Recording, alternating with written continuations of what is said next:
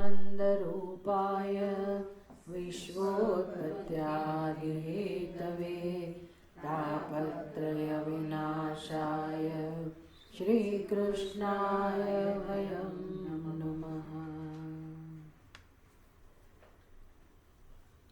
श्रीमद् भागवत एकादश स्कंद 9वां अध्याय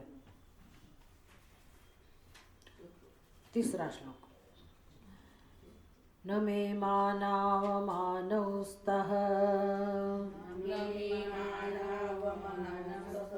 न चिन्ता गेहपुत्रिणाम् आत्मक्रीडा आत्मरतिः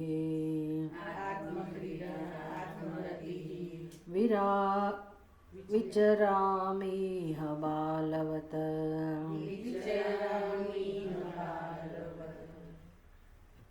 अभी अवधूत आगे कहाँ से शिक्षा ग्रहण की उसका वर्णन कर रहे हैं। कौन किसको उपदेश दे रहा है?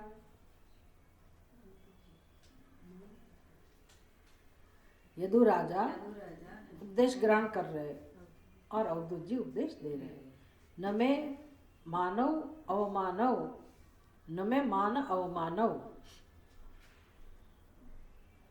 मानव मानव मान अवमानव में नः स्तः न चिंता गेह पुत्रेणाम् आत्मक्रीडः आत्मरतिः विरचामिह बालवत्। बालक से जो शिक्षा ली है उसके कारण वो खुद बालक जैसा अपना अनुभव बता रहे हैं। ऐसे बालक बुद्धि नहीं है वो। ये अवधूत जी दिखने में तो ऐसा लगता है कि वो अवधूत माने जिसको कोई नियम का भान नहीं है।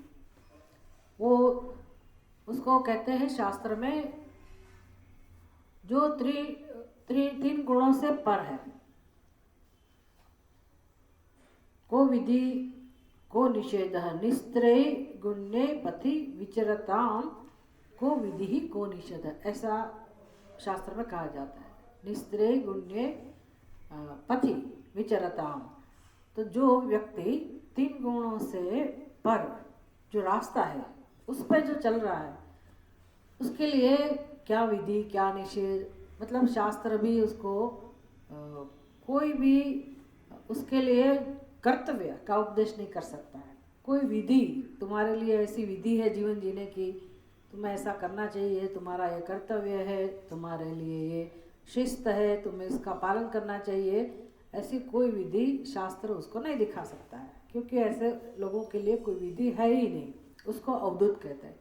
निस्त्रै गुण्ये पथि विचरताम, 3 गुणों से पर जो तत्व है, मतलब आत्मज्ञान, आत्मा में जो स्थित है, उन लोगों के लिए मतलब काम हो गया। अभी वो जो भी अवस्था में है वो साक्षात ब्रह्म स्वरूप है, परमात्मा स्वरूप है, इसलिए उनके लिए कोई विधि नहीं है।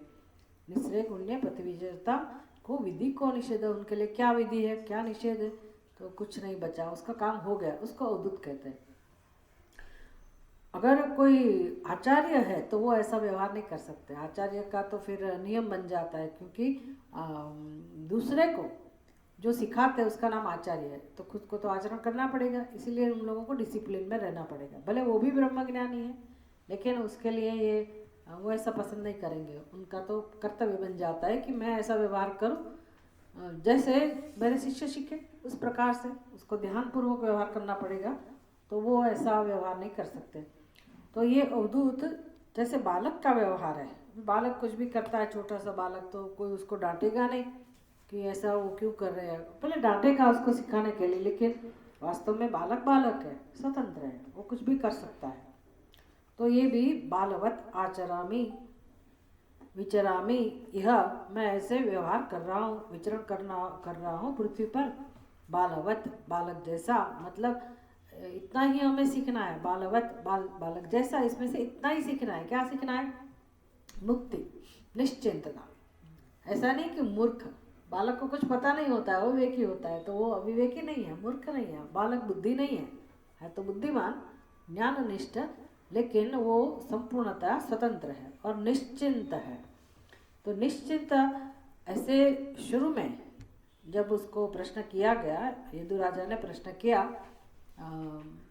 इनको, अवधूत जी को, कि आपके व्यक्तित्व में इतनी निश्चिंतता क्यों है, आप इतने सरल क्यों हैं और इतना प्रसन्न क्यों है, आपके चेहरे पर जो प्रसन्नता है, शांति है, उसका कारण क्या है? ये मुख्य प्रश्न था। किसका? यदु राजा का। और किसको? अवधूत जी को। तभी उसमें से ये सब उपदेश हो रहा है कि देखो मैंने सृष्टि में कितने गुरु मेरे हैं और सब जगह से मैंने सीखा। तो इसमें तो जो गुरु उनके लिए है वो गुरु हमारे लिए भी बन सकते हैं, ऐसे गुरु का वर्णन है। उसमें पंच महाभूत भी आ गया, समुद्र भी आ गई, नदियाँ भी आ गई, पक्षी भी आ गया, कन्या भी आ गई, सांप भी आ गया।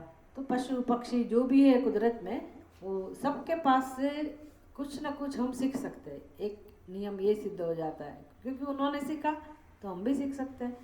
तो क्या गुण लेना है? गुण ग्राह्य बुद्धि, किससे क्या गुण हमें ग्रहण करना है। तो हम भी रोज रोज व्यवहार तो करते ही, तो जिसके भी साथ व्यवहार करते हैं उसमें भगवान ने कुछ गुण भी रखा है, कुछ दोष भी रखा है। हमारी बुद्धि क्या देखती है? दोष देखती है, फिर उसके साथ व्यवहार करती है। अनुकूल है तो व्यवहार करती है, नहीं है तो नहीं करती। तो हमारी बुद्धि में तो स्वार्थ है, व्यवहार ही एक महत्व है। लेकिन एक जो सीखने की वृत्ति हो सकती है, हमारे अंदर सीखने की वृत्ति है, उसका हम उपयोग करें। भी सबके अंदर भगवान ने गुण भी रखा है, सबके अंदर दोष भी है। तो हमें क्या देखना चाहिए? गुण देख के फिर हम गुण सीखें। तो ये इनका जो व्यवहार है, इसकी जो समझ है अवधूत जी की, तो वो कह रहे हैं कि मैंने बालक से सीखा है, बहुत कुछ सीखा है, इसीलिए मैं आत्मरति ही आत्मक्रीड़ा, मैं भी हमेशा क्रीड़ा में रत रहता हूँ। जैसे बालक खेल कूद में, रमत गमत में वो व्यस्त रहता है क्रीड़ा में, उसी प्रकार मैं भी खेल में मस्त रहता हूँ। और मेरी प्रीति कहाँ है? तो आत्मा में, आत्मरति ही, मुझे बस आत्मा में ही रमण करना पसंद है। आत्मक्रीड़ा, आत्मा के साथ ही मैं रमण करता हूँ, ये मैंने सीखा। आत्मा के साथ कैसे रमण किया जाए वो मैंने सीखा, इसलिए मेरी प्रीति आत्मा में है। जिसका संग होगा उसमें अपनी प्रीति होगी। रोज रोज हम जिसका हम संग करते हैं, वो चाहे कोई व्यक्ति हो, मित्र के रूप में हो, स्वजन हो, तो उसका संग हम किस प्रकार से करते हैं?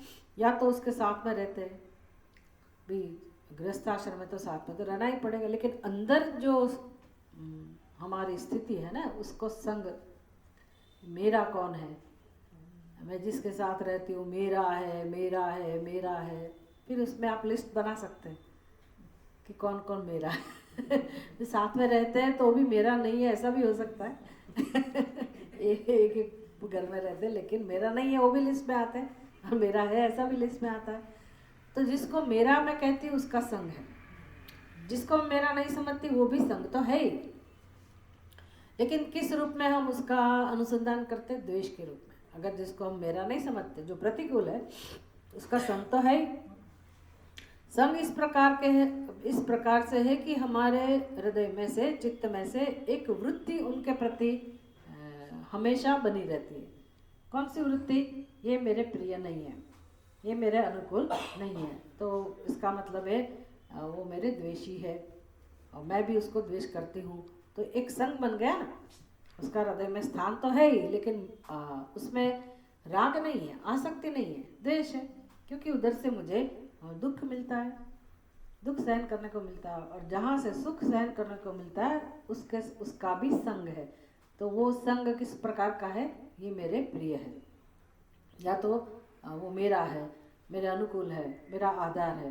बस इतना हमारे जीवन में है, और यही संसार है, यही संसार है। तो अंदर जो ये बन रहा है, तो ये कह रहे हैं अवधूत जी कि मैंने ऐसा सीखा है कि भी सबको, व्यक्ति को, मनुष्य को किसी की कंपनी तो चाहिए ही चाहिए, संग तो चाहिए। तो किसका संग करता है व्यक्ति? जो उसको अनुकूल है।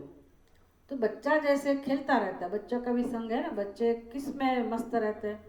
भले आप उसको खींच के बिठाओ घर में और उसको एक किताब दे दो, लेकिन उसकी बुद्धि तो कहाँ जाएगी, वो खेलने में। तो खेलने का जो विषय है उसका अंदर चिंतन चलता रहता है। तो ये संग, अंदर का संग बालक का, क्यों वो उसका चिंतन करता रहता है, क्योंकि उससे उसको आनंद मिलता है। तो ये बालक से सीखा कि भी आनंद कहाँ से प्राप्त करना है। तो संसारी लोग कहाँ से आनंद प्राप्त करते हैं, जो भी वो समझते हैं कि मेरे अनुकूल है, वो जड़ विषय हो या तो व्यक्ति हो, उसका चिंतन हम करते रहते हैं। बस सारी जिंदगी एक ही काम करते हैं, उसका चिंतन करते हैं, फिर उसको कैसे प्राप्त करो, अपना कैसे बना के रखो, उसके लिए क्या क्या करो, कैसे मिलो, उसका कैसे उपभोग हो। तो बस ये एक चिंतन चलता रहता है। लेकिन बच्चों की ऐसी वृत्ति नहीं है। बच्चों की वृत्ति कैसी है, बस खेल कूद में मस्त रहते हैं और खेल कूद का जो विषय है उसका वो स्मरण करते रहते हैं। तो वो क्रीड़ा, संसारी लोग भी क्रीड़ा ही कर रहे हैं, लेकिन वो विषयों के साथ, अनात्मा के साथ। बच्चे भी अनात्मा के साथ ही, लेकिन उसको पता नहीं है। लेकिन वो क्रीड़ा मस्त है, वो खुश है। जब बड़े हो जाते हैं ना, तो हम क्रीड़ा तो करते रहते हैं, अपने प्रिय विषयों का चिंतन तो करते हैं, लेकिन उसमें से सुख नहीं मिलता है। बच्चों को तो आनंद मिलता है ना। तो हमें हमें आनंद चाहिए, लेकिन आनंद मिलता नहीं है। हम भी ऐसे ही मस्त है, उसका ही चिंतन करते रहते हैं, जिसमें हमें आसक्ति है, प्रीति है, उसका चिंतन करते हैं, लेकिन हमें आनंद नहीं मिलता है। बच्चे को आनंद मिलता है। तो बच्चे से क्या सीखा कि भी क्रीड़ा होनी चाहिए जिससे आनंद का अनुभव हो। तो अभी उसके क्रीड़ा का विषय कौन है, किसके साथ वो क्रीड़ा कर रहे हो, अवधूत जी? अवधूत की बात करते हैं, अवधूत जी। अवधूत जी बच्चे का तो दृष्टांत है कि बच्चे से सीखा। बच्चा खिलौने के साथ, अभी हम खिलौने का चिंतन करते रहेंगे, खिलौने के साथ हम खेलते रहेंगे, तो हम बच्चे में भी नहीं गिने जाएंगे ना, तो संसारी में भी हम पागलों में गिनती की जाएंगे ना। इसीलिए क्रीड़ा का विषय अवधूत जी के लिए वो खेल कूद का विषय नहीं है। उसने सीखा कि क्रीड़ा होनी चाहिए, लेकिन क्रीड़ा किसके साथ करे कि जिससे मुझे आनंद मिले। आनंद कहाँ से मिल सकता है उसको पता है कि किसका संग करना सीखो। आत्म क्रीड़ा है, वो बच्चों से सीखा उसने कि भाई हमें किसको विषय बनाना है, तो आत्मा को विषय बनाया, क्योंकि आत्मा एक ही तो सुख दे सकता है। हमें इनसे सीखना है। अवधूत जी ने बच्चे से सीखा, जो सीखना था वो सीखा उसने, कैसे हम निश्चिंत बन सकते, बहुत कुछ सीख लिया उसने। तो हमें अवधूत जी से सीखना है, हम बच्चे से नहीं सीख सकते। अवधूत जी से सीख सकते हैं कि उसने क्या विषय पसंद किया क्रीड़ा के लिए, और हमने क्या विषय पसंद किया है। जगत क्या विषय पसंद करता है, संसारी लोग क्रीड़ा का विषय क्या पसंद करते हैं, अनात्मा है ना, वो जो भी हो, आत्मा तो नहीं है। तो आत्मा अगर क्रीड़ा का विषय है तो ही सुख मिल सकता है, वो उसने सीखा। हमारे लिए ये ध्येय बनना चाहिए कि भी हम भी आत्मा का चिंतन करना सीखे, आत्मा का महत्व समझे। आत्मा का महत्व मतलब अपना महत्व, अपने में हम रस ले। जैसे भी हो, दुनिया हमारे लिए जो भी कहती हो, हमें उसमें इंटरेस्ट नहीं है। हमारी बुद्धि में अपना जो भी अज्ञान हो उसका भी कोई चिंतन, उसकी भी कोई चिंता करने की ज़रूरत नहीं है। लेकिन मेरा स्वरूप जो आनंद स्वरूप है, वो जो जिसको मैं कहती हूँ उसके अंदर से ही मिलेगा, मैं के अंदर से ही वो आत्मा मिलेगा। तो फिर धीरे धीरे उसके अंदर जो अनात्मा का अंश है वो दूर करो, और मेरा जो अंदर का मूलभूत जो व्यक्तित्व है, मूलभूत तत्व है, उसका तो मैं अनुसंधान कर ही सकती हूँ। उसके बारे में हम सोच भी सकते हैं, सीख भी सकते हैं, और महत्व भी उसको दे सकते हैं। तो आत्म क्रीड़ा बनना है तो ये सब करना पड़ेगा। तो फिर धीरे धीरे पता चलेगा कि हाँ, बात तो सही है, आत्मा का चिंतन करने से, आत्मा का अनुसंधान करने से सुख की अनुभूति होती है। तो फिर मैं जीवन में आत्मा को पसंद करूं।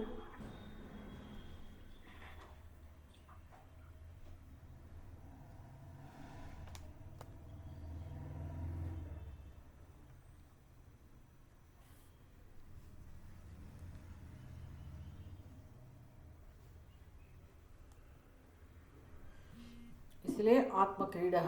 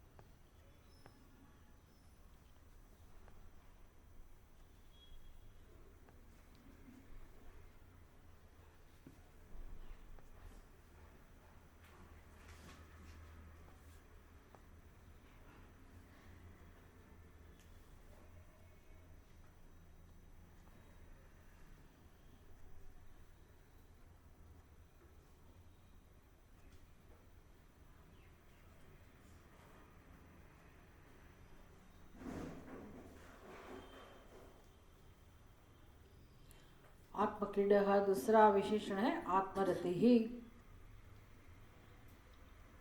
आत्मरति ही यहाँ फुटनोट में लिखा आत्मरतः, दोनों ठीक है। आत्मरति ही ऐसा मैं। आत्मरति का अर्थ क्या होता है? रति मतलब प्रीति, जिसकी प्रीति आत्मा में हो उसमें उसको कहते हैं आत्मरति ही। आत्मक्रीडा का मतलब क्या है? जो जिसकी क्रीड़ा आत्मा के साथ हो उसको कहते हैं आत्मक्रीडा। आत्मरति ही आत्मरतः, आत्मरत में जो हमेशा आत्मा में रत है। आत्मा में रत रहना उसका मतलब क्या है? आत्मा जानने में जो रत है, आत्मा का स्वरूप जानने के लिए जो अपना सब कर्म करते रहते हैं, प्रवृत्ति करते रहते हैं। तो आत्मा को जानने के लिए कौन सी प्रवृत्ति है? मेन तो सत्संग, फिर श्रवण, मनन, निधिध्यासन। तो ऐसा जिसका जीवन है उसको कहते हैं आत्मरतः। तो ऐसा मैं, मेरे जीवन में एक ही काम है कि मैं आत्मा का चिंतन करूं। क्यों? क्योंकि आत्मा में प्रीति है और आत्मा के साथ आत्मा का संग मैंने पसंद किया है। तो उसके कारण मेरे जीवन में बच्चों जैसी निश्चिंतता है, कोई चिंता ही नहीं है और मैं मुक्ति का अनुभव कर रहा हूँ। और जैसे बच्चे को मान अपमान की कोई चिंता नहीं है। बच्चे का आप मान रखो कि उसका अपमान कर दो तो उसको कुछ स्पर्श नहीं करता है।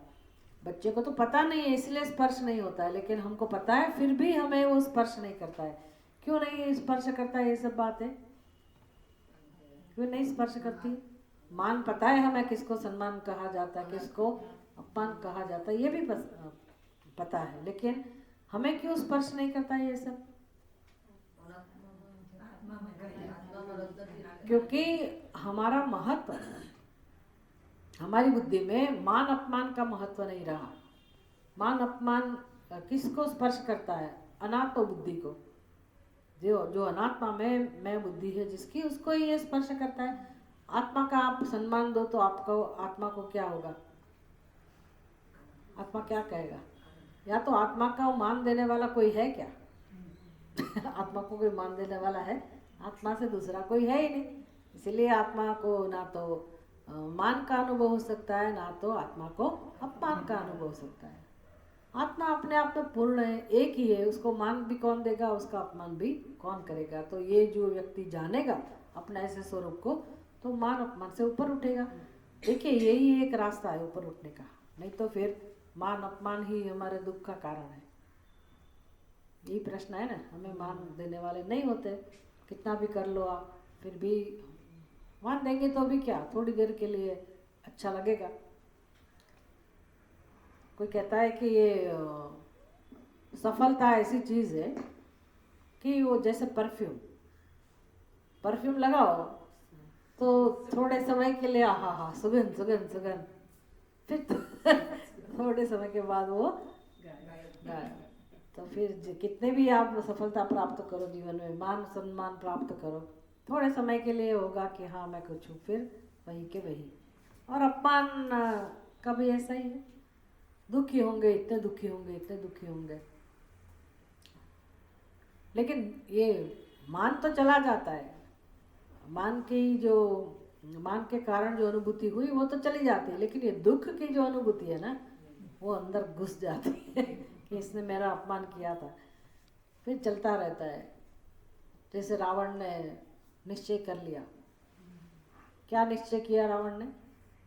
कि मैं शिव जी का अपमान करके रहूँगा। और ऐसा उसने क्यों किया वो मुझे नहीं पता, कुछ कारण होगा। शिव जी का अपमान करने का निश्चय क्यों हुआ? रावण नहीं, आई एम सॉरी, सती के पिता दक्ष। तो क्योंकि सती ने विवाह किया ना शिव जी के साथ, तो उसका नहीं चला, इसीलिए उसको लगा कि मेरा अपमान हुआ है। शिव जी ने भी उसकी तरफ नहीं देखा, कोई कारणवश। शिव जी को पता ही नहीं था, ऐसा उसका इरादा नहीं था शिव जी का कि दक्ष का मैं अपमान करूं। लेकिन दक्ष ने ऐसा समझ लिया कि ये शिव ने मेरा जमाई है, फिर भी उसने मेरा अपमान किया, तो मैं उसका बदला लूँगा। तो हमारे जीवन में ऐसा ही है। जहाँ से भी अपमान मिला है तो फिर हम भूलते नहीं हैं। उस दिन उसने मेरा ऐसा अपमान किया था, तो हम कुछ नहीं कर सके, वो अलग बात है, लेकिन उसको पसंद नहीं करेंगे वो व्यक्ति को, उसके लिए द्वेष हमारे मन में बना रहेगा।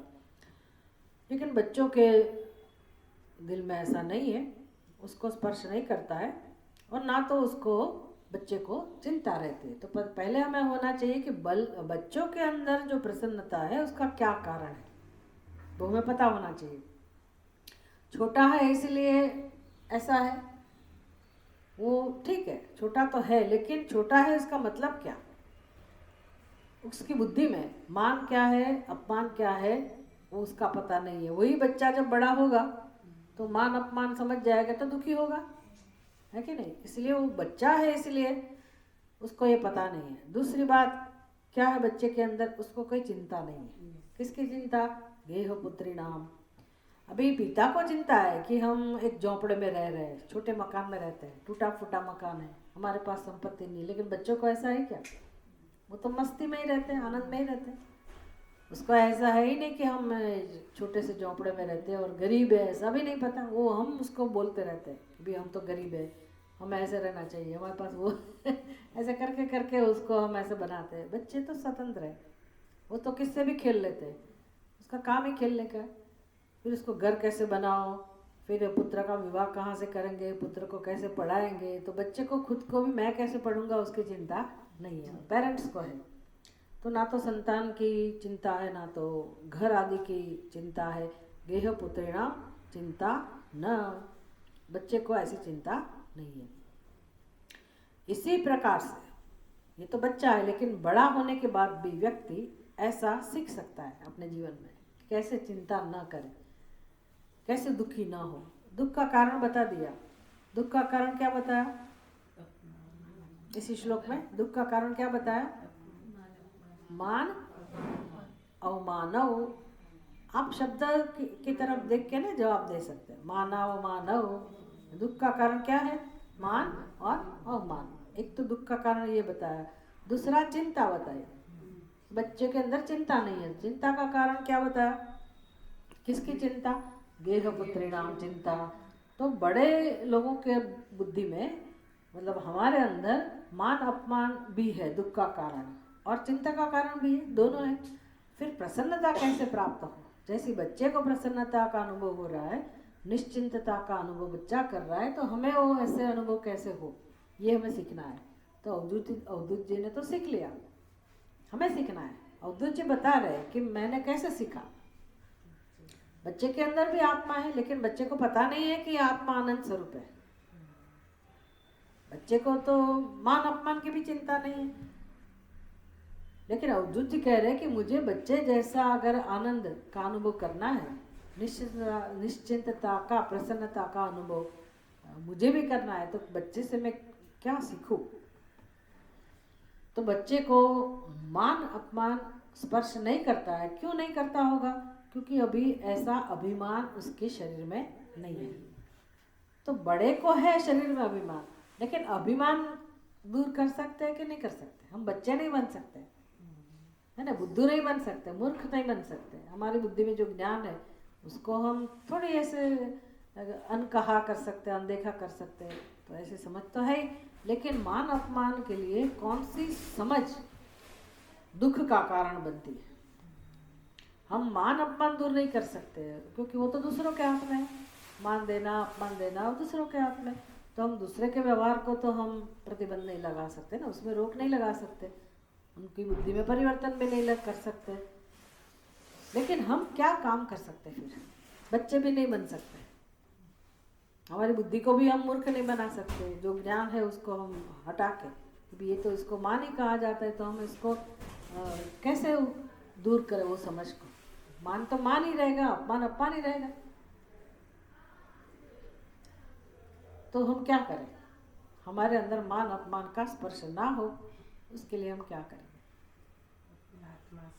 मान अपमान का स्पर्श से ही दुख होता है, तो फिर हम क्या कर सके? ये सिखा रहे हैं, ये सिखा रहे हैं कि बच्चे को पता नहीं है कि इसको मान कहा जाता है, उसको अपमान कहा जाता है। लेकिन हमको तो पता है ही ना। हम ऐसा थोड़ी कह सकते हैं कि हमें नहीं पता मान क्या होता है, ऐसा तो हम कर ही नहीं सकते। तो क्या करें कि हम इसके दुख से, इसके प्रभाव से मुक्त हो? तो उसका कारण बताया कि बच्चे को क्यों मान अपमान का दुख नहीं है, क्योंकि बच्चे को अभी इतना शरीर में अभिमान नहीं है, खाली अहम भाव है, लेकिन उसको ज़्यादा ये पता नहीं है। तो मान अपमान का कारण क्या है? मान अपमान से जो दुख उत्पन्न होता है उसका कारण क्या है? दूसरों का व्यवहार नहीं, मान अपमान भी नहीं, आत्मा भी नहीं, शरीर भी नहीं।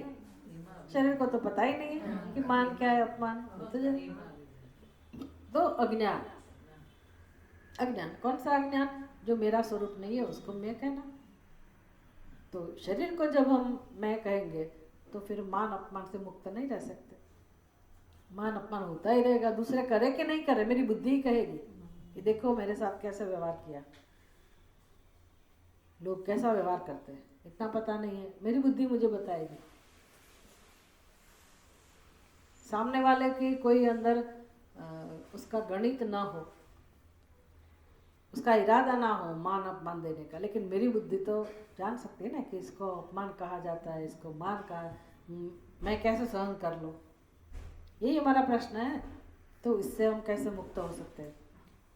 तो अवधूत जी समझा रहे कि एक ही उपाय है कि ये शरीर में जो अहम भाव है उसमें से हम मुक्त हो सके। और कहाँ से हम आनंद का अनुभव, क्योंकि हमारी आवश्यकता तो मान प्राप्त करने के बाद, या तो मान प्राप्त करना चाहते हैं, सम्मानित होना चाहते हैं, क्यों? आनंद प्राप्त करने के लिए। तो हम सुख ढूंढ रहे हैं, आनंद ढूंढ रहे हैं, तो उसका उपलब्धि स्थान, सुख की प्राप्ति का साधन कौन है? मान अपमान है, आत्मा ही है। तो फिर मुझे किस में, मेरी बुद्धि में किसका महत्व होना चाहिए? आत्मा का। और अभी महत्व किसका है? शरीर का, अनात्मा का। तो धीरे धीरे मैं अपनी बुद्धि में ये परिवर्तन ला सकती हूँ।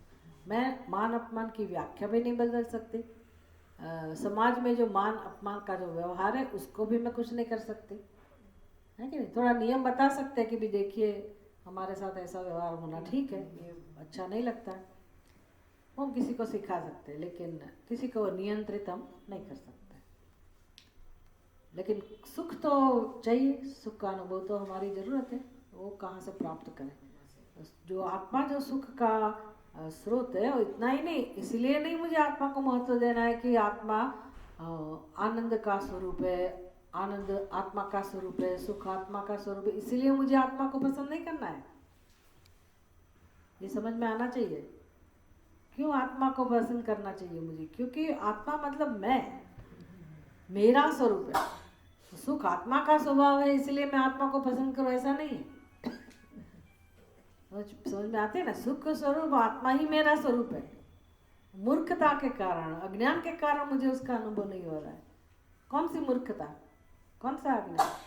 मेरे स्वरूप का मैं तिरस्कार कर रही हूँ, और अनात्मा उसको मैंने पकड़ के रखा है कि नहीं? ये समझ में आना चाहिए। इतना समझ में आ जाए तो फिर आपका बाकी का काम तो फटाफट हो जाएगा, लेकिन ये समझने के लिए बहुत समय लगता है। बहुनाम जन्म नाम अंत। इसलिए वैराग्य शतक में वो जो अप्पय दीक्षित जी महाराज थे, उन्होंने कहा कि भाई मुझे तो लगता है कि ये जगत में सबसे बड़ा व्यक्ति कौन है? ब्रह्मज्ञानी भी नहीं, शास्त्रज्ञ भी नहीं, वो वेदज्ञ भी नहीं, यज्ञ याग आदि जानने वाला भी नहीं, ज्योतिष शास्त्र जानने वाला भी नहीं, बहुत सारे जानकार लोग हैं, ब्रह्मज्ञानी भी है, लेकिन वो मेरे लिए इतना महत्व का व्यक्ति नहीं है। सबसे महत्वपूर्ण व्यक्ति कौन है? जिसने समझा कि, जिसने अज्ञान को समझा, जिसको लगा कि मेरी बुद्धि में अज्ञान है, जिसने अपने अज्ञान को जाना। हम किस कक्षा में आते हैं? समझ में आता है?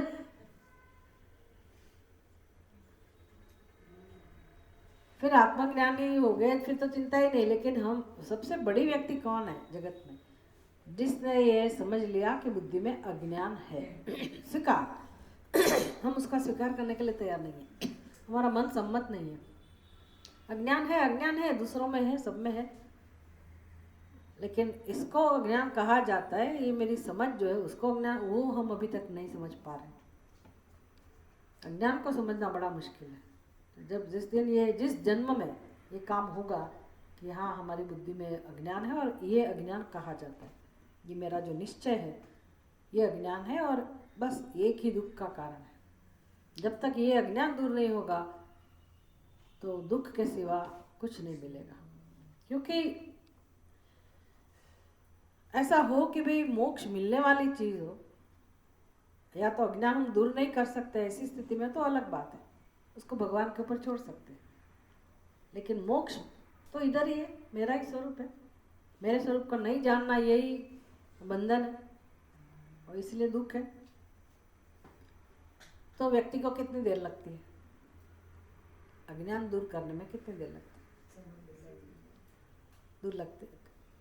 भले अज्ञान जब भी दूर हो, लेकिन मैं प्रयास तो कर सकूं ना। लेकिन मेरे जीवन में ऐसा प्रयास क्यों नहीं हो रहा है? मुझे अभी तक समझ में नहीं आ रहा है कि हाँ यही एक काम करना है। ये अज्ञान मेरे अंदर है, उसका स्वीकार मैं नहीं कर सकती। और जो अज्ञान के वजह से जो मेरी बुद्धि में जो जो जो निर्णय है और जिसके ऊपर मेरा संसार मैंने बनाया है, मेरा खुद का संसार और सभी की बुद्धि में, इसीलिए सब मिलजुल के ऐसे ऐसे हो रहा है, घूम रहा है। चलो भाई ऐसा करेंगे, चलो ऐसा करेंगे, इसकी शादी में जाएंगे, उसकी व्यवहार कर लेंगे, वो व्यवहार कर लेंगे, मतलब उसका ही महत्व रहता है। ये तो जैसे ना आप कितना भी कर लो समझा के, लेकिन कोई इसका महत्व होता ही नहीं है। ठीक है, आप कहते हैं तो होगा, सब में है तो मेरे अंदर भी, उसमें क्या है? मेरे पहले को मुझे वो करना है जो अहंकार ने जो बना के अपना वो सजाया दजाया, एक अपना बनाया है ना रहने का। भगवान बुला लेंगे तो कुछ नहीं चलेगा। उसको लगता है कि नहीं नहीं भगवान मुझे डिस्टर्ब करने वाले है ही नहीं, ये तो सब चलता रहेगा। फड़ाक से कुछ हो जाता है तो व्यक्ति को लगता है कि अरे अभी तो मेरे से उठा नहीं जाता, अभी से मैं चला नहीं जाता। तब जाओ ना, आप अपना व्यवहार करो ना, करेंगे तो अभी क्यों? अभी तो मैं चल सकती हूँ, अभी तो मैं ये कर सकती हूँ, मेरी ये जिम्मेदारी है, मेरा कर्तव्य है। लेकिन कहीं भी ये दिखने को नहीं आता कि मेरी बुद्धि में जो अज्ञान है उसको मैं पहले निपटा लूँ, इसको दूर कर लो, बाद में कौन मना कर रहा है, करो भाई। लेकिन इसमें गंभीरता नहीं आती है। क्यों नहीं आती होगी? क्योंकि समझ नहीं आती, अभी भी समझ नहीं आ रही है कि मेरी बुद्धि में ये अज्ञान है, मन स्वीकार नहीं। इसीलिए वो अक्षय अप्पय दीक्षित ने कहा कि भी मुझे तो ये विरला, मैं उसको कहूँगी यही वीर है, ज्ञानी वीर नहीं है, अज्ञानी भी वीर नहीं है। जिसको अज्ञान का पता चला, अज्ञान का ज्ञान हुआ कि मेरी बुद्धि में अज्ञान है, क्या बात है। फिर अर्जुन को जब पता चला कि मेरे अंदर इतना दुख भरा है, दुख का कारण भी होगा ही, इतना दुख है मुझे पता ही नहीं था, तो भगवान मैंने सारी जिंदगी क्या किया, अब मुझे कुछ नहीं चाहिए, दैट्स इट, कुछ नहीं चाहिए भगवान। आप कहीं से भी ला के दो, स्वर्ग का सुख ला के दो, ये ला के दो, वो ला के दो, मुझे नहीं चाहिए। क्यों नहीं चाहिए? मैं पता चला उसको कि मेरे अंदर इतना सारा दुख भरा पड़ा है। हमारे अंदर तो दुख प्रकट नहीं हो रहा है, भरा तो इतना ही है लेकिन बाहर नहीं आ रहा है। पर इतना बुद्धिमान व्यक्ति इतना समझ सकता है कि दुख का कारण अज्ञान मेरे अंदर है, कभी भी वो दुख बाहर आएगा, आए कि नहीं आए, लेकिन मनुष्य का जन्म किसके लिए है? हिततम वस्तु क्या है मनुष्य के शरीर में, मनुष्य की उपाधि में? क्या कर सकता है मनुष्य? हमेशा के लिए बंधन में से मुक्त हो सकता है अगर वो जान ले सही तरीके से कि मेरी बुद्धि में जो अज्ञान है उसको दूर करने का एकमात्र कर्तव्य है। तभी तो लोग संन्यास लेते हैं ना, ऐसे थोड़ी जाएंगे सब छोड़ के, मूर्ख थोड़ी है वो। तो हमें कहा जाता है कि हाँ घर में रह के भी हो सकता है, कुछ नहीं हो सकता, यही होता चलता रहता है। आज यहाँ गए वहाँ गए, वो किया ये किया, समाप्त। 80 साल के हो गए, पता भी नहीं चलता। बेचारा अंदर का हृदय है ना, वो काम करता रहता है कि आज ये समझेगा, आज ये समझेगा, नहीं समझता है तो वो भी काम करना छोड़ देता है कि इसके साथ कौन भेजामारी करे, चलो मैं भी बंद करता हूँ, जाओ भाई दूसरा जन्म ले लो, फिर से शुरू करो, है कि नहीं? ऐसा है। तो मैं ऐसा सीखा। अवधूत जी कह रहे कि मैंने ये सब सीख लिया, इसलिए मैंने प्रीति संग किसका पसंद किया? आत्मा। आत्मरति ही आत्मक्रीडः विचरामि इह बालवत्, तो मैं आराम से अपना जीवन जी रहा हूँ, फिर क्या चिंता। बालक को कोई चिंता नहीं है, तो अवधूत को भी कोई चिंता नहीं, मुझे आज कोई भोजन देगा कि नहीं देगा, मुझे आश्रय कहाँ मिलेगा, तो कहीं भी पड़े रहते। सुर मंदिर तलु तरु मूल निवासः, करतल भिक्षा। भिक्षा कहाँ लेंगे, किस में लेंगे? करपात्री जी, कोई चिंता नहीं है। भिक्षा मिलेगी कि नहीं मिलेगी, कोई चिंता नहीं। वो देखते हैं ना, रोज ये पशु पक्षियों को मिल जाता है खाना, नहीं मिलता है? मिल जाता है। तो उसको जो मिल रहा है तो मनुष्य को नहीं देगा भगवान क्या? मनुष्य को नहीं देता होगा। हमारे लिए तो वो चिंता है ही नहीं ना। सन्यासी की बात है।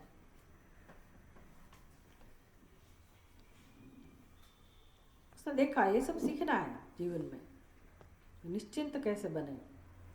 जब आत्मा का महत्व आएगा तभी सही अर्थ में हम बालक जैसा आनंद अनुभव कर सकते हैं।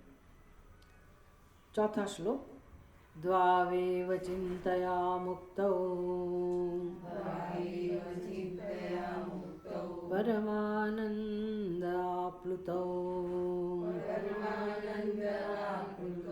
यो विमुक्तो जडः बालो यो गुणेभ्यः परं गतः।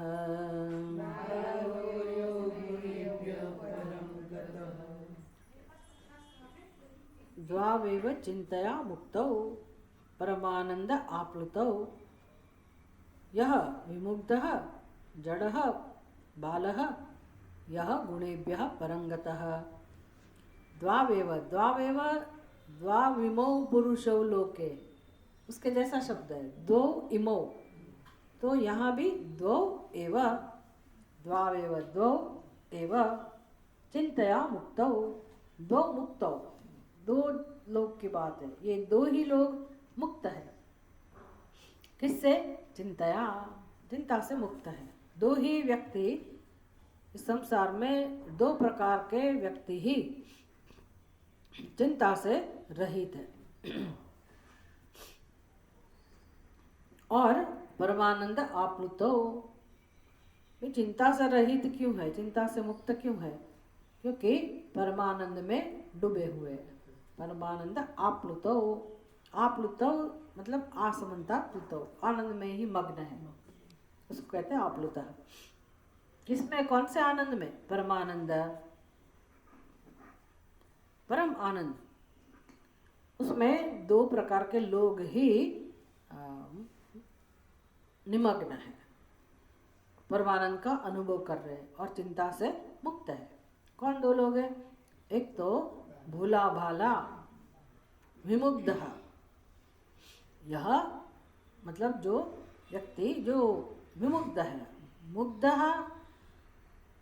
मतलब मूढ़, मुह का पास्ट पार्टिसिपल फॉर्म है मुग्ध। हमें मुग्ध नाम अच्छा लगता है, मुग्धा, कोई लोग मुग्धा नाम रखते हैं लड़के का, उसको लगता होगा कि मुग्धा बहुत अच्छा नाम है, लेकिन उसका गुजराती संस्कृत शब्द है ना मुग्धा, तो अच्छी तरह से जो मूड है उसका नाम मुग्धा है। हमारा गुजराती में मुग्ध मतलब अभी अज्ञानी व्यक्ति जो बच्चा है धीरे धीरे बड़ा, उसको कहेंगे मुग्ध, उसको कोई पता ही नहीं है, वो निश्चिंत है, लेकिन वो वास्तव में अभी मूड है, उसको मुग्ध कहते हैं। तो मुग्धा और मुक्ता दोनों में फर्क है। मुक्त मतलब ज्ञानी और मुग्ध मतलब मुह, उसमें से मूढ़, उसमें से मुग्ध। तो विमुग्ध अच्छी तरह से मुग्ध है, मतलब बिल्कुल जिसको कोई विवेक का पता ही नहीं है ऐसा। इसीलिए उसका ट्रांसलेशन किया गया भोला भाला निर्चेष्ट बालक, जिसको कुछ पता ही नहीं। तो है तो बालक प्रिय, वैसे कोई जड़ नहीं है, चेतन स्वरूप है, लेकिन फिर भी ज्ञानी की दृष्टि से, विवेकी की दृष्टि से वो कैसा है? जड़, उसको कुछ पता नहीं। जैसे भरत जड़, वो भरत नाम था लेकिन जड़ उसके पीछे लगा दिया, पहले लगा दिया जड़ भरत। जड़ भरत कह दिया, तो जड़ भरत बालक था क्या? बालक नहीं था, वो हमारे जैसा अज्ञानी भी नहीं था, पता है, वो अज्ञानी भी नहीं था। उसकी कथा पता है कि नहीं? भरत राजा किस प्रकार से उसने 3 जन्म लिए तब उसकी मुक्ति हुई। बहुत तपस्वी राजा थे। फिर वो बेचारे एक हिरण को दया भाव से उसने पास में रख लिया, उसको बड़ा किया, उसके साथ में रखा, तो उसकी बुद्धि भ्रष्ट हो गई उसकी चिंता में, हिरण की चिंता में। तो वो अपनी तपस्या में से च्युत हो गया, क्योंकि जिसका संग करेंगे उसका चिंतन होगा। वो भगवान का चिंतन कर रहे थे ना, अपना जीवन उसके लिए था, तपस्वी थे, तो कैसे भी उसको दया आ गई। दया आना कोई गलत बात नहीं है, लेकिन उसने अपने पास रख लिया, हिरण को पास रख लिया, तो फिर चिंता होगी कि वो क्या खाएगा, क्या पिएगा, कोई उठा नहीं जाएगा, कोई मार नहीं देगा, ये पूरा दिन तो दिखा नहीं एक दिन हिरण, तो उसको चिंता हो गई। फिर अभी चिंता शुरू हो गई, फिर चिंता के कारण फिर अभी मुक्ति उसको कैसे मिलेगी? तो मानसिक संग हिरण का प्राप्त हुआ, फिर उसको जन्म लेना पड़ेगा, दूसरा जन्म लेना पड़ा, फिर तीसरा जन्म। तो तीसरे जन्म में ये सब उसको याद था कि मेरा ऐसी अवगति क्यों है, क्योंकि मैंने ऐसा किया था। तो फिर उसने निश्चय किया कि मैं अभी किसी को पता नहीं चलने दूंगा कि मैं कौन हूँ। इस प्रकार का वो जीवन जी रहे थे, पड़े रहते थे कहीं भी, झाड़ के नीचे इधर उधर, और हट्टे कट्टे शरीर वाले थे, मस्त थे। राजा जा रहे थे तो पालखी वाले में एक कम था, पालखी उठाने वाले का, तो उसको ले आए, रास्ते में बैठा होगा कि चलो उसका उपयोग कर लेते। फिर वो तो बेचारे को पता ही नहीं है कि पालकी कैसे उठाई जाती है, तो उठाने लगा। मतलब बहुत सारे उसके व्यवहार ऐसे थे कि लोग उसको अभी जड़ भरत कहते थे, कि समझता नहीं है, पागल है। जड़ भरत मतलब पागल है, जिसको पता नहीं है, बोलता ही नहीं था। तो उसको पालकी के लिए, पालकी ढोने के लिए उसको लिया गया। तो फिर वो अपनी मस्ती में चलता होगा बेचारा। तो राजा को कष्ट होता है ना, पालकी वाले को भी एक नियम से पालकी उठानी चाहिए कि जो बैठा है पालकी में उसको कष्ट ना हो। तो उबड़ खाबड़ रास्ते में वो ऐसे ऐसे चलता होगा, तो जहाँ से उसने पकड़ा था वो ऐसा नीचा जाएगा, तो राजा को तकलीफ हो रही थी। तो उसने कुछ बोला कि भाई सही से कौन है, कौन उठा रहा है पालकी। तो बहुत सारे प्रश्न किए, राजा गुस्से हो गए। फिर भरत राजा ने ऐसा बोला कि कौन ऊपर कौन नीचे। धीरे धीरे तब राजा को पता चला कि ये कोई ज्ञानी है। मतलब उसने जीवन ऐसा पसंद किया, जड़ जैसा, जड़ भरत। तो यहाँ बालक का विशेषण है, विमुग्धः जड़ः बालः। बालक को भी पता नहीं है, वो अपनी मस्ती में जो भी उसको सूझे उस प्रकार से व्यवहार करता रहता है। तो निरचेष्ट बालक, एक तो ये आनंद में मग्न है, उसको कोई चिंता नहीं है। किसकी चिंता नहीं है? वो आगे का श्लोक में याद रखना है। बालक को किसकी चिंता नहीं है? गेह पुत्रिणाम, मतलब ये जो आपको चिंता है, ऐसी कोई चिंता बालक को नहीं है। घर में रहते हुए भी बालक को कोई चिंता नहीं, और दुख भी नहीं है। किसका दुख नहीं है? मन का। उसी प्रकार से दूसरा व्यक्ति है, उसको भी ये दुख नहीं है। वो कौन है? गुणेभ्यः परम गतः। ये 3 गुणों से जो ऊपर उठ गया। गुणेभ्यः परम गतः, कौन से गुण? तमोगुण, रजोगुण और सत्वगुण। 3 गुणों से ऊपर जो उठा है ऐसा व्यक्ति, वो कौन हो सकता है? 3 गुणों से ऊपर उठना मतलब क्या? आप कहीं भी जाओ 3 गुण तो रहेंगे। 3 गुणों से मुक्त ये शरीर तो है ही नहीं। कहीं भी सृष्टि में जाओ तो 3 गुण तो रहेंगे। तो 3 गुणों से ऊपर उठना मतलब क्या? मोक्ष मतलब क्या? वो तो आपने एक शब्द पकड़ लिए कि मोक्ष प्राप्त करना, मरने के बाद। इसका मतलब तो ये हुआ, मोक्ष का अर्थ क्या हुआ फिर? જ્ઞાન દૂર થયું ને એને જ્ઞાન થયું કે આત્મા જ। इसका मतलब क्या हुआ? आत्मा के अंदर कोई गुण नहीं है। आत्मा 3 गुणों से पर है। निस्त्रै गुण्यो भवार्जुन, भगवान कहते हैं ना, अर्जुन तीनों गुणों से ऊपर उठ। ये समग्र वेद, समग्र शास्त्र, पूरा जगत 3 गुणों से अंतर्गत है। तुझे मोक्ष चाहिए तो ये सब छोड़ना पड़ेगा। किसको पसंद करना पड़ेगा? आत्मा को, जो 3 गुणों से पर है। तो जिसने 3 गुणों से पर ऐसे आत्मा स्वरूप में निष्ठा प्राप्त की, इसको कहते हैं गुणेभ्यः परंगतः। अभी उसको शरीर के साथ कोई लेना देना नहीं। खाता पीता हरता फिरता सब करता है, समझ में आएगा? जीवन तो जीना ही पड़ेगा और आराम से जीता है वो।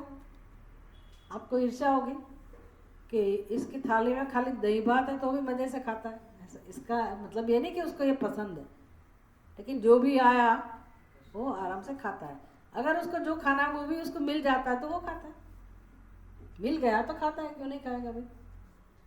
लेकिन उसको कोई कंप्लेन नहीं, खाने पीने की, हरने की, पीने कोई ना, तो कोई उसको चिंता है ना, तो कोई उसको दूसरा कोई देह है। वो किस में रहते हैं? आत्मा में रहते हैं, आत्मक्रीड़ा है। तो ऐसा व्यक्ति गुणेभ्यः परंगतः, जिसने जान लिया आत्मा को, ये एक तो ऐसा ज्ञानी जो गुणातीत, जिसको कहते हैं भगवान गीता में गुणातीत, और दूसरा ये बालक। ये 2 ही ऐसे हैं जो 2 ही प्रकार के व्यक्ति संसार में है जो चिंता से रहित है। और दूसरा खाली चिंता से रहित ऐसा नहीं, दूसरा परम आनंद में आप्लुत है, आप्लुत परम आनंद का अनुभव कर रहा है ऐसा। तो हमारी आवश्यकता खाली चिंता रहित होना नहीं। सुषुप्ति में कहाँ चिंता है कोई चिंता सुषुप्ति में? तो रोज सुषुप्ति, रोज सो तो जाते हैं। तो ये हमारी एक आवश्यकता नहीं है। उठने के बाद फिर से चिंता आ जाती है ना। एक तो हमेशा के लिए हम चिंता से रहित होना चाहते, दूसरा सुषुप्ति में चिंता रहित थे, आनंद से भी आप्लुत थे, लेकिन पता नहीं था। वो अवस्था हमारे लिए कुछ काम की नहीं है, क्योंकि ज्ञान होना चाहिए ना, ज्ञान होना चाहिए, क्योंकि हमें जिसकी आवश्यकता है उसका अनुभव होना चाहिए। तो वो तो जागृत में ही हो सकता है। तो जागृत में तो फिर से चिंता आ जाती है, फिर से दुख आ जाता है। क्यों ऐसा है? क्योंकि अनात्मा को ही आत्मा कहते हैं, आत्मा को आत्मा नहीं समझ रहे। और चाहिए आनंद, तो वो आनंद की इच्छा तो पूर्ण होती नहीं है। कब पूर्ण होगी आनंद की इच्छा? कब पूर्ण होगी? चिंता रहित कब बनेंगे? जब बच्चों की तरफ आना, जब आत्मा को जानने के लिए अपना जीवन का उपयोग करेंगे। कितना समय मिलता है दिन में? 24 घंटे का दिन है, 8 घंटा सोने में लगा लो 3-4 घंटा घर के कामकाज में लगा लो, 15 घंटे चले गए हमारे। फिर भी 15-16 घंटे हमने लगा दिए अपने स्वार्थ के लिए, तो 8 घंटा और भी बचता है। और ये तो रोज के 8 घंटे की बात है, हफ्ते में 8 घंटा, तो 64 आवर्स, 60 घंटे लगा लो। उसमें से हम 2 ही घंटा ये सत्संग करते हैं। ऑनलाइन का कोई ज़्यादा मैं गिनती नहीं करती। 2 या 3 घंटा हम अगर कर रहे हैं तो कर रहे हैं सत्संग। तो ऐसे आत्मज्ञान हो सकता है क्या? तो कितनी गंभीरता ध्यान में ला रहे हैं कि आत्मज्ञान ऐसे थोड़ी होता है। ये तो थोड़ा सा हमें जरा सीखना, बाकी चिंतन करना होता है ना। घर में भी अपने को करना पड़ता है, करना चाहिए भी। हम जीवन में थोड़े समय इसके पीछे लगाए। ये तो हम जैसे जाएंगे तो बस पूरा का पूरा समय की योजना तैयार है। यहाँ आने के लिए भी टेंशन होता है कि कैसे जाएंगे। ये शोभा नहीं देता हमें। हम आराम से अपनी योजना, मतलब पूरे दिन का कार्यक्रम बना सकते हैं, जीवन बना सकते हैं कि मेरे जीवन में मुझे किसको इम्पोर्टेंस देना है। तो मेरे लिए मैं रोज 3-4 घंटे रोज निकालो, चिंतन करो, मनन करो, कुछ भी करो, ध्यान में बैठो, अपने लिए ऐसी शांति बनाओ। नहीं थोड़ा भी फ्री हुए, इसको फ़ोन लगाया, ये तुम्हें क्या चाहिए, मैं तुम्हें ये पहुंचा दूंगी, तुम मुझे ये पहुंचा दो, तुम्हें ये ला दो, मैं वहाँ जाऊँ, ये करो वो करो। समझ में आता है ना? संसार ऐसा घर कर गया है कि हम अपने लिए जीते ही नहीं। हमको कुछ लगता ही नहीं कि हम कुछ ऐसे, हमें परिवर्तन लाना चाहिए। तो 1 घंटे श्रवण करने से कुछ नहीं होता। हफ्ते में 2 घंटे इस प्रकार से अध्ययन करने से कुछ नहीं होने वाला। तो मुझे पहले अपना जीवन बनाना पड़ेगा। मेरे लिए मैं थोड़ा जीना सीखूं, मिनिमम 3-4 घंटा ऐसा निकालूं कि मैं कुछ शांति से बैठ के जप करूं, एक किताब लेके पढूं, कुछ नहीं तो आराम से आंख बंद करके बैठूं, थोड़ी देर अपने साथ रहना सीखूं। तब धीरे धीरे समझ में आएगा कि ये आत्मज्ञान के लिए कितना पुरुषार्थ चाहिए हमें। जीवन जीना पड़ेगा अपने लिए थोड़ा तो ऐसे 2 ही लोग जीवन में आनंद का अनुभव कर सकते हैं। तो हमें समझना ये था कि खाली चिंता रहित होने से वो हमारी आवश्यकता नहीं है, वो है ही जरूर कि चिंता से मुक्त हो हमेशा के लिए, लेकिन दूसरी महत्वपूर्ण आवश्यकता क्या है? आनंद की अनुभूति, प्रेम की अनुभूति। उसके लिए प्रयत्न करना पड़ेगा। क्वचित् कुमारी त्वात्मानं मृणानां गृहभागमागतान् स्वयं तान् अर्हयामास क्वापि यातेषु बन्धुषु। कितना कुछ सीख रहे हैं गुरु जी, अवधूत जी। समाज से ही सीख रहे हैं, अज्ञानी लोग से सीख रहे हैं। ये तो आश्चर्य है ना। मतलब सीखना है जिसको है वो तो सीखता ही रहेगा। क्वचित कुमारी तू आत्मानं ऋणान् गृहमागतान् स्वयं तान् अर्हयामास क्वापि यातेषु बन्धुषु। एक कुमारी से जो सीखा, कन्या से कुछ सीखा अवधूत जी ने, उसका वर्णन कर रहे हैं। क्वचित मतलब एक बार, कुमारी तू, एक कुमारी की बात है। कुमारी मतलब कन्या ने अपने बंधु बांधवों के कहीं बाहर चले जाने के कारण यातेषु बंधुषु को कोई एक दिन जब उसके घर के सभ्य सब बाहर गए थे, वो अकेली थी घर में। घर के लोग बाहर गए होंगे कुछ कारण, मतलब कार्यवशात। तो यातेषु बंधुषु, अपने भाई माता पिता कहीं बाहर गए थे और वो अकेली थी घर में। उसी समय वृणानान्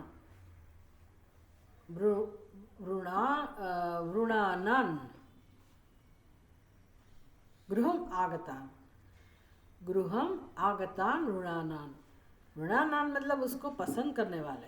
वो कन्या देखने जाते हैं ना, लड़की को देखने जाते हैं क्योंकि उसका वरण करना है। तो वो लोग आए, घर पे आ गए। वो लोग अपने को वरण करने के लिए घर आए। उस लोगों का तान अर्हयामास स्वयं, स्वागत उसने ही किया। वो लड़की अकेली थी तो बेचारी उसने ही करना पड़ेगा। तो मेहमान आ गए थे, खुद को पसंद करने वाले मेहमान आए थे। लड़की को, कन्या को खुद को पसंद देखने के लिए लोग आए थे। तेषाम अव्यवहारार्थ, देखो यहाँ मैंने गलती की ना, वो छोटा सा अनुस्वार है, उसको मैंने नहीं देखा। तेषाम अव्यवहारार्थम शालीन रहसि पार्थिव अवघ्नत्या प्रकोष्ठस्थाः चक्रुशङ्खास्वनं महत।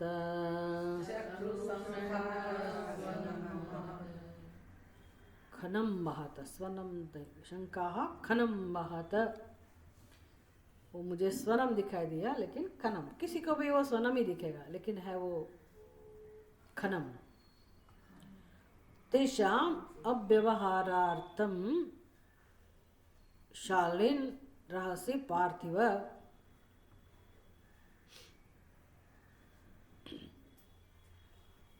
अवज्ञत्याः प्रकोष्ठाः चक्रु। अभी मेहमान आते हैं तो फिर उसको कुछ आगता स्वागता तो करनी पड़ेगी, उसको भोजन भी कराना पड़ेगा क्योंकि उस जमाने में तो दूर दूर गांव से आते थे, तो फिर पैदल आते होंगे या दूर से आते होंगे, तो घर में आए अतिथियों को कुछ तो भोजन कराना पड़ेगा। तेषाम अव्यवहारार्थम, तो उनको भोजन कराने के लिए जब वह अपने घर में गई, पार्थिव मतलब राजा को कह रहे हैं, ये राजा, ये पार्थिव, ये राजा उनको भोजन कराने के लिए जब वह कोठे के भीतर एकांत में, कोठी मतलब जो उसका घर है ना उसको कोठा कहते हैं, कोठी, कोठे, कोठे के भीतर एकांत में वो क्या करने लगी, अवज्ञत्याः प्रकोष्ठस्य, प्रकोष्ठान चक्रुः। और उस जमाने में क्या होता था, वो भोजन कूटना पड़ता था, चक्की नहीं थी घर में, जो भी धान लाते होंगे खेत में से उसको कूट के फिर उसमें से भोजन पकाते थे। तो वो कूटने लगी भोजन और वो धान, तो उसके कारण प्रकोष्ठस्थान चक्रुः शंखाः खनम महत,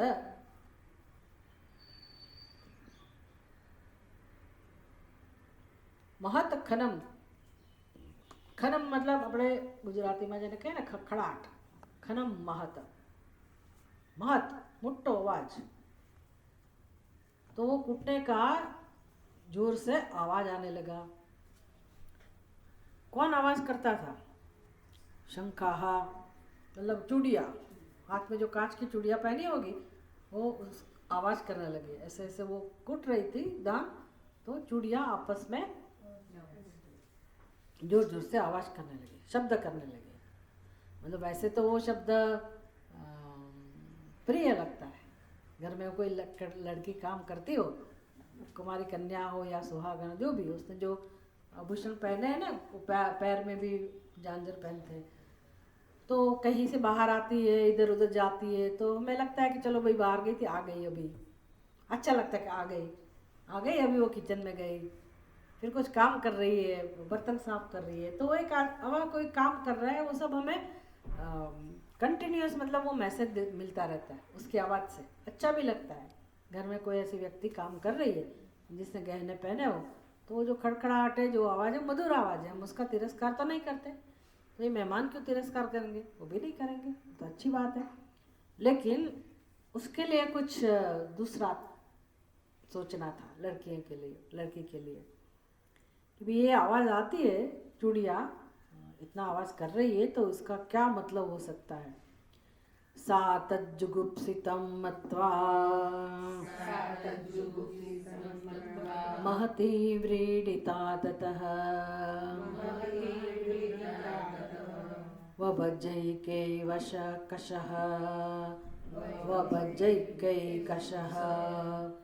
शङ्खान् द्वौ पाण्योरशेयत,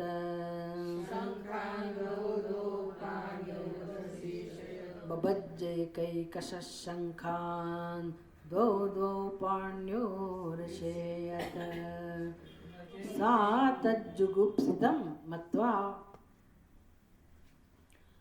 जुगुप्सितं मत्वा, जुगुप्सितं खनम मत्वा, जो आवाज़ आ रही थी ना, उसको उसने समझा कि ये बराबर नहीं है, ये इसका अर्थघटन क्या हो सकता है ऐसी आवाज़ का, उसको उसने सोचा जुगुप्सितम, ये निंदाजनक है ये आवाज़, इति मत्वा महती व्रीडिता ततः वो उसको बहुत शर्म आ गई और उसने एक एक करके सारी चूड़ियाँ तोड़ दी। बभज्जैकैकशः शंखान, शंखान मतलब चूड़िया को, एक एक कैशः एक एक करके, बभज्जत मतलब तोड़ दी, एक एक चूड़िया उसने, हम कह सकते निकाल दी, लेकिन वो कांच की चूड़िया निकालना कठिन होता होगा, इसलिए उसने तोड़ दिया, निकाल दी, जो भी अर्थ करो। और दो पाण्यो अशेषयत, दो चूड़िया को रखा, दो चूड़िया को मतलब एक हाथ में नहीं, दोनों हाथ में एक एक चूड़ी रखी, बाकी सबको उसने दूर कर दी, तोड़ दी, जो भी कहो। क्यों ऐसा किया, क्योंकि अभी वो आवाज नहीं करे। हाँ, બે રાખી નીચેનામાં તોડે છે, પછી દો તાણીઓ એટલે બે રાખી, दोनों हाथों में केवल दो दो चूड़ियाँ रहने दी। ठीक है, आगे बढ़ेंगे। उभयोरप्यभूद्घोषः रप्यभूद्घोषः यवग्नत्यास्म शङ्कयोः तत्रोप्येकं निरभिदेत् निरबदते एकस्मान्ना भवेद्ध्वनिः। उसने अभी उसको समझने में देर लगी। उसने क्या किया कि वो दोनों हाथ में दो दो चूड़िया रखी, बाकी की सब निकाल दी। भूयोः अपि उद्घोषः अभूद्घोषः, भूयोः अपि अभूद्घोषः। धान कुट रही थी तो अभी भी आवाज होने लगा। आवाज का कारण रखा उसने, दो चूड़िया रखी ना, तो वो तो कम आवाज, लेकिन आवाज तो जरूर आती थी। तो फिर से ये शब्द होने लगा, स्म शंखयोः उद्घोषः अवगिनत्याः। जब वो कूट रही थी तो वो दो दो चूड़िया थी, उसका भी आवाज आने लगा। फिर उसने क्या किया, तत्रापि एकम निरभिददत् एकस्मान् न अभवत् ध्वनिः। फिर उसने क्या किया, दोनों में से एक एक दूर कर। कुछ तो दिमाग लगाया ना उसने। गुस्से में होती तो सारे निकाल देती, चाहिए ही नहीं, ये आवाज कर रही है। लेकिन उसने सोचा कि चलो दो दो ही रखते हुए, इतनी बहुत सारी है तो निकाल दो दो रखी। लेकिन फिर भी जब कुटना शुरू किया तो उसमें से और भी आवाज तो चालू ही रही, तो उसको आवाज नहीं चाहिए थी। इसलिए फिर उसने क्या किया, दोनों निकाल दिया, ऐसा नहीं किया, सारी दूर कर दिया, ऐसा नहीं किया, एक एक चूड़ी रखी। तो एकस्मान् न भवत् ध्वनिः, फिर एक एक चूड़ी से शब्द नहीं हुआ। हे हरिमर्दन, लोक तत्व के जिज्ञासे पृथ्वी पर विचरते हुए मैंने उससे यह शिक्षा ली कि बहुत लोगों के एक साथ रहने से तो कलह होता है और दो के भी एकत्र रहने से आपस में बातचीत तो होती ही है। तो कुमारी की चूड़ी से चूड़ी के समान अकेला ही विचरे। तो दूसरी ने सोचा कि मैं अकेला ही पर इसलिए सन्यासी लोग अकेले रहते हैं, योगी लोग अकेले रहते हैं। बेचारे कोई कोई आश्रम जमा के बैठे हैं, बहुत सारे लोग लेके बैठे हैं, उसके तो बिल्कुल अशांति का अनुभव करना पड़ता है। उसको शांति नहीं मिलती है, सीखने को मिलता होगा कि ये कहाँ से इतना आवाज़ आ रहा है। तो ये तो उद्धव जी ने सीख लिया कि मुझे अकेले ही रहना है, क्योंकि दो के साथ अगर शादी करेंगे तो पति पत्नी भी आपस में झगड़ा तो होगा ही, तो मुझे शांति चाहिए। तो ज़्यादा लोग के बीच में तो बिल्कुल मुश्किल है, ज़्यादा लोग होंगे तो मुश्किल ही होगी। ये ऐसा सीखा उसने, मतलब अगर परमात्मा की प्राप्ति करनी है, शांति चाहिए, तो यही रास्ता है कि अकेले आप जीवन में आगे बढ़ो। लोग ऐसे हैं कि जब भगवान अकेला रख देते तब भी वो अकेला नहीं रहते। भगवान व्यवस्था कर देते हैं ना कि चलो उसके जीवन में भी शांति हो, भजन करें, आगे बढ़े, तो तब भी हम उसका फ़ायदा नहीं ले सकते। फिर हम दूसरे को पकड़ने के लिए जाते हैं, हम अकेले हम ये करें वो करें, कुछ ना कुछ ढूंढते रहते कंपनी। पर ये कन्या से क्या सीखा है ये देखना है, कन्या के पास से क्या सीखा। और दूसरा ये कि वो निंदाजनक क्यों कहा उस आवाज़ को, चूड़ी की आवाज़ थी ना, उसको जुगुप्सुका, क्या शब्द का प्रयोग किया उसने, जुगुप्सितम मत्वा, वो निंदाजनक उसको लगा आवाज़। क्यों? क्योंकि मेहमान आए थे, वो क्या समझेंगे कि देखो हमारे लिए भोजन बनाना है तो घर में भोजन की कोई व्यवस्था नहीं, सामग्री भी नहीं है, इसलिए वो कूट रही है ना। तो कुछ अवश्य दरिद्र होंगे ये लोग, या कुछ भी, कुछ व्यवस्था नहीं है, ऐसा तो जरूर मैसेज जाएगा। तो वो सावधान हो गए कि मुझे ये सब दिखाना नहीं है, चुपचाप करना है। तो उसकी बुद्धि है, तो वो बराबर है, संसार चलाने के लिए ऐसी बुद्धि हो तो कम से कम ऐसी बुद्धि हो तो अच्छा ही है। तो लेकिन ये उसने सिखाया क्या कि बहुत सारे चूड़िया से जो इतना आवाज़ आता है तो कम करो। फिर दो बच गई है ना, नहीं तो वो सिखा सकते थे कि सारी निकाल दी या एक एक रखी, पहले से बोल सकते थे। लेकिन दो रखी उसने हमें सिखाने के लिए कि देखो दो व्यक्ति के साथ भी रह के आप भजन नहीं कर सकते, बाकी सब कर सकते हैं। तो भजन करना है तो भले घर में रहो, लेकिन भजन के लिए तो अकेला ना ना ना, आप भी मेरे साथ मेडिटेशन में बैठो वो ऐसा हो नहीं सकता।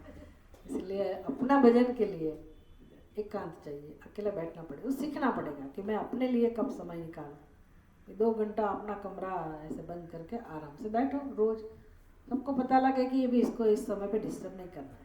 तब जीवन का महत्व समझ में आएगा कि मैं कुछ करूं अपने जीवन में। ये क्या पूरा दिन व्यस्त व्यस्त व्यस्त, कोई ज़रूरी नहीं है। अपने लिए कुछ निकालो, अकेले रहो, साधन भजन करो, ये सब सिखा रहे हमें। ओम पूर्णमदः पूर्णमिदं पूर्णात् पूर्णमुदच्यते पूर्णस्य पूर्णमादाय पूर्णमेवावशिष्यते। ओम शांति शांति शान्तिः। हरि ओम श्री गुरुभ्यो नमः। हरिः ओम।